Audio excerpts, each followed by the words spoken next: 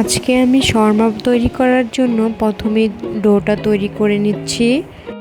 এর জন্য আমি এখানে ময়দা নিয়েছি, গুঁড়া দুধ, চিনি, ইস্ট একসাথে মতে নিচ্ছি। ওইটা রেস্টে রেখে এখন আমি চিকেনগুলো কুচি কুচি করে কেটে নিচ্ছি। এই চিকেনগুলো আমি আদা বাটা, একটু সয়া সস, একটু সস, লবণ দিয়ে ভেজে নিয়েছি। এখন এগুলো কেচির সাহায্যে ছোট ছোট করে কেটে নিচ্ছি। এই তো আমার ডোটা তৈরি হয়ে গেছে, এটা ফুলে ডাবল হয়ে গিয়েছে।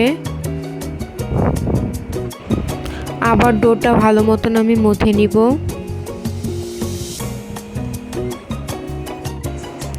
ডোটা ভালো মতন মথে নেওয়া হয়ে গেলে এই ডোটা আমি ছোট ছোট করে লিচি কেটে নিব। ছোট ছোট করে না, মানে একটা রুটির যেরকম আমরা তৈরি করি ওরকম লিচি তৈরি করে নিব।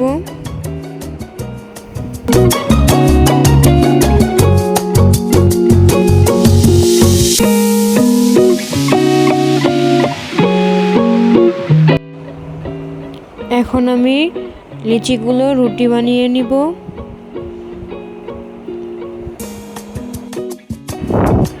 রোজা রেখেছি সারাদিন, তার জন্য আমার ভালো লাগছিল না বলে আমার স্বামীকে দিয়েছি, সে আমাকে রুটিগুলো বানিয়ে দিয়েছে আর আমি রুটিগুলো ছেঁকে নিয়েছি। রুটিগুলো একটু হালকা ভেজে নিতে হবে যাতে পুড়ে না যায়, তার বিষয়টা খেয়াল করতে হবে। এই তো রুটি বানানো শেষ। এখন একটা বাটিতে আমি মেয়োনেজ তৈরি করে নিচ্ছি।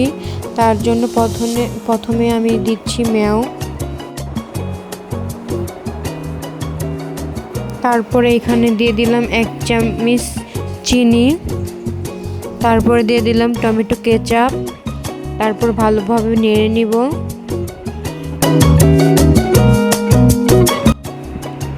তারপরে মেয়োনেজগুলো আমি রুটিতে ভালোভাবে মাখিয়ে নিচ্ছি।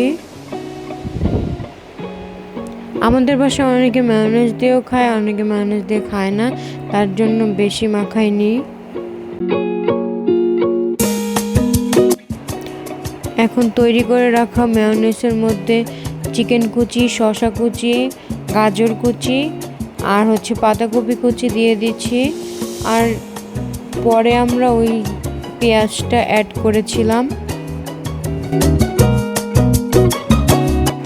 সব একসাথে মিক্সড করে নিচ্ছি।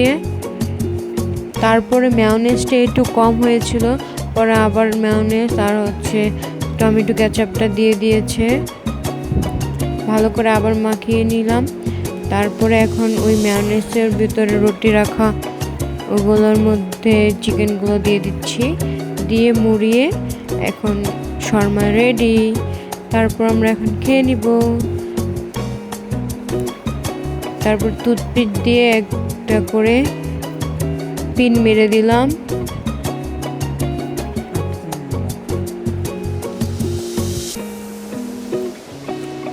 ব্যাকগ্রাউন্ডের সাউন্ড কিছু মনে করবেন না। সো ভিডিওটা যদি ভালো লাগে থাকে অবশ্যই আমার পাশে থাকবেন, লাইক দিবেন, শেয়ার করবেন। আল্লাহ হাফেজ।